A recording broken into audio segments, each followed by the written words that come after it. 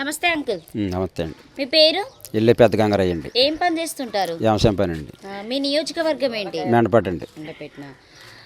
So pension వస్తుందా మీకు? వస్తుందండి. ఇంటికి వస్తుందా లేకపోతే మీరు వెళ్ళి తెచ్చుకుంటారా? తెల్లారగట్లు వచ్చి ఇచ్చేస్తున్నారండి పింఛన్ డబ్బులు. ఓకే. సో ఇప్పుడు ఎలక్షన్స్ వస్తున్నాయి కదా, మరి ఏ పార్టీ వస్తే బాగుంటుంది అనుకుంటున్నారు అధికారంలోకి? వైఎస్ఆర్ పార్టీ రావాలండి. తోట తిరుమూర్తులు గారు, అక్కడ జగన్ గారు నెగ్గాలండి మాకు. ఏం చేశారు మీకు ఎమ్మెల్సీగా ఆ ఇద్దరు నెగ్గితేనే మా జనం ఇలా నిలబడతారని, లేకపోతే సుశానంలో పోతారని జనం అందరండి.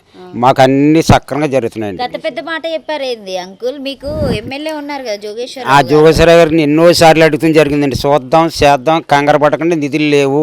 చంద్రబాబు నాయుడు మాట్లాడేటప్పుడు లైన్ చేద్దాం, కంగారు పడకండి, నిధులు లేవు, ఏమి లేవు, మీరు కంగారు పడకండి అన్న మాటలే ఈ 14 సంవత్సరాల మాట నడుస్తూనే ఉందండి.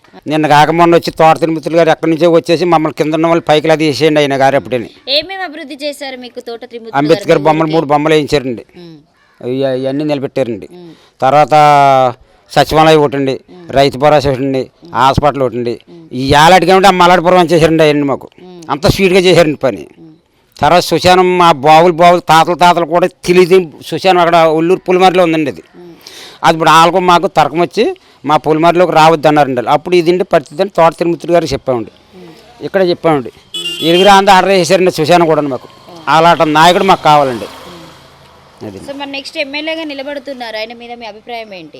తోట తిరుమూర్తులు గారిని దిగుతారండి, చేస్తాం కూడా ఆయన దిగిస్తాం కూడా ఆయన గారిని.